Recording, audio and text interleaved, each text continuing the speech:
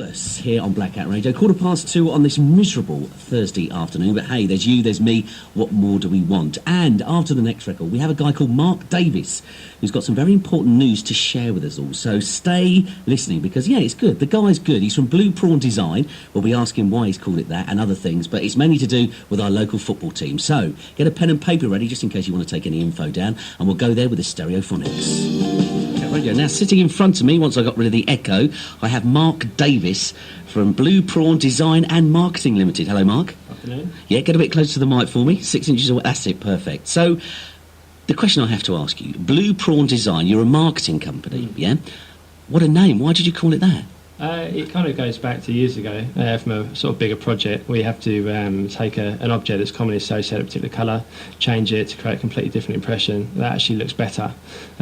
Plus, also, you'd have to have a silly name part of being a design company, I think. So. Oh, really? Yeah, and it stuck. So you took a prawn, which is red. Yeah, exactly, and just changed the colour, and it just kind of stuck. The idea was always to set up in business eventually. Oh, right. And so I ran with it, and yeah. So you're based locally, aren't you? Yes, Abbottsley, just down the road. Yeah. So just going back to that, so Blue Prawn Design. Now, obviously, I'd imagine that a lot of your work maybe comes from people looking on the internet. Would you say that's... Yeah. So Blue Prawn, why would you look at a marketing company and think, you know, how would people find you? If people generally, if they're looking for a graphic design and web design agency based locally, they put that into search engine, yale.com, for example, something like that. And if you built up good enough links, you've done a lot of work with local organisations, then, you know, and you've got a good website, then you come up. Also, people don't obviously put in Blue Prawn, that's unless they know you specifically, but that's different. So they type in something like marketing company in Cambridgeshire. Exactly. Oh, I see. So now, because of the fact that the sort of businesses, the links have built up, if you do type in Blue Prawn, then there are so many links locally that it does come up as well as some food recipes as well. So, marketing a recipe. Why not? Hey, that's a good idea. Yeah. So how long have you been going on your own then? 2005, set up as a sole trader, just working from home. I was one of the first residents who took up in the Creative Exchange building just down the road. Right. Limited company, 2007, and the business grew and took the new office just outside Abbottsley. So excellent. So it's really going well for you at the moment. Very. That's good.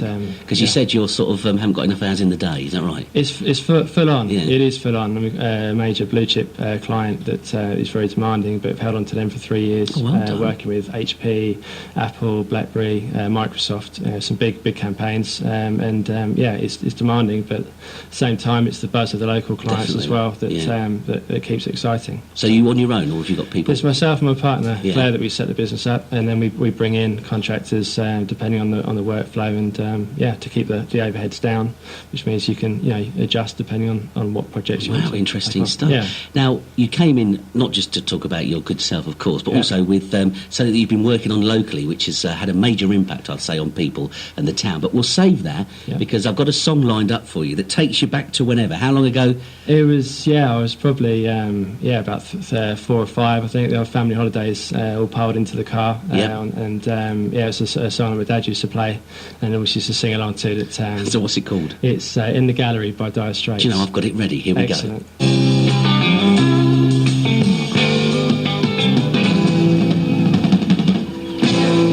Dire Straits in the Gallery, especially for Mark Davies, our guest here today. And you honestly like that, did you, Mark? I love it, yeah. Do you? Yeah, it's from my dad, but I love it as well. That's what I love about music, each to their own, as they say. Exactly. Anyway, we've got Mark Davies sitting in front of me from Blue Prawn Design and Marketing Limited. We've been talking about his rise to stardom, really. Let's be fair, you've done really well.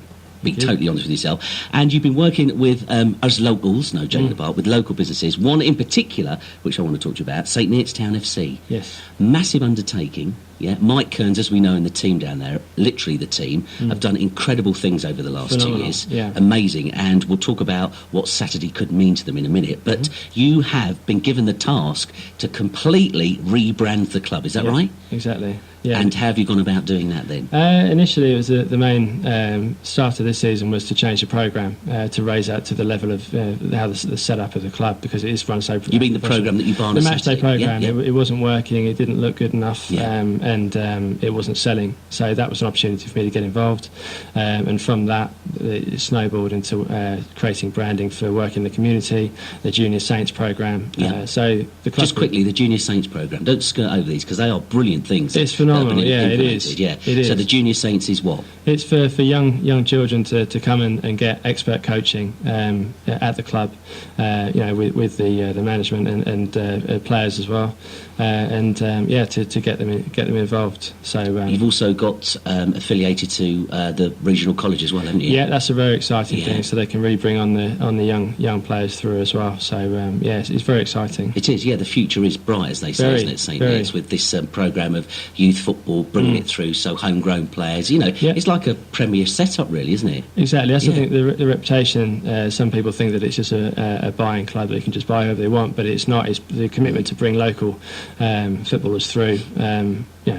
It's essential. I mean, I've talked to Mark a few times on and off air, and his ethos, which I completely concur with, is that to be fair, the guy has got some money behind him, that he has enabled him to get to St Neots to the level now. But like he said, he wants to make it a club that is self-sufficient and bringing on players locally, which. How good is that? What he's done for the club to get the club running, as well as the other officials, is superb, and incredible. And the fan base is great. I mean, I'm one. I never used to be, but I've been a couple of times, and I've said before on air that the atmosphere there is electric. Everyone says the same thing, that you go once and you can't believe the quality of football, the facilities, and you want to go again. Anyway, Mark, back to you. So the rebranding of the club. Yeah. I mean, nobody likes change at any age, be honest, and you went down the lines of changing the club crest, is that right? It was part of the deal of being the main sponsor for next season, was to rebrand the club, and also work all the way through to raise the level of everything that the club had on public view, because the brand of the club is much bigger than just a crest or a logo. It's everything. So that was first, taking on the job of rebranding, changing the crest, which is a massive project. I mean, I like it. I do. I think it looks really modern. I think it looks very sporty, if that's the right term. It's imposing, but it's traditional. You're respecting the heritage of the club, of the town, but it's modern enough for the younger fans to look at and enjoy being. So how do you go about thinking about a crest? It was looking at the history of it, how the crest has evolved, working closely with John Walker, the life president. He's been involved with the club for decades, and he really knows what the crest means. And looking at what works, what doesn't, and how you can create that image that where the club warrants being and where it's looking to go. So that's good. The main part of it was the saint himself. He wasn't currently previous crest.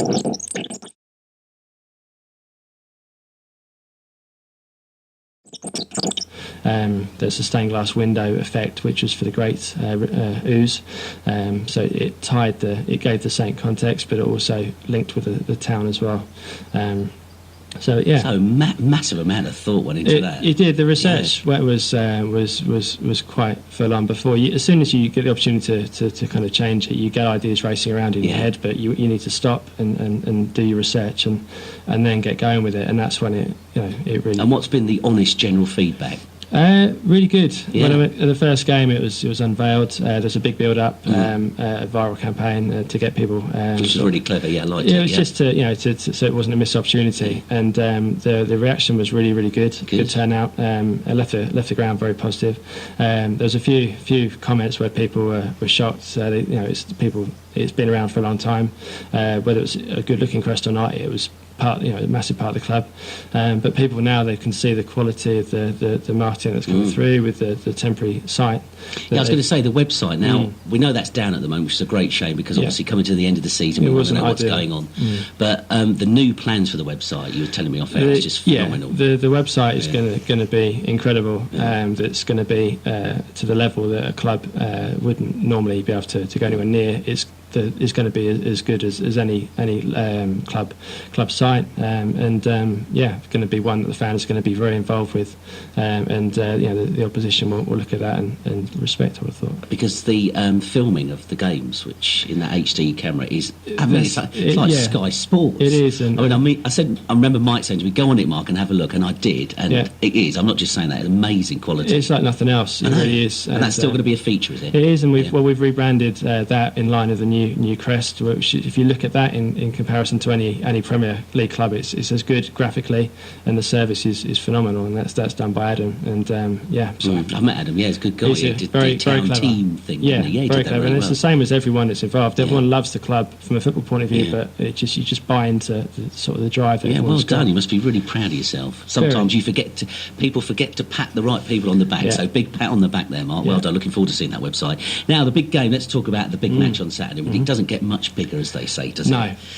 No, it doesn't. So we win. We go up as champions. We win, we go up as champions. It doesn't matter what Slough, who are second, do then.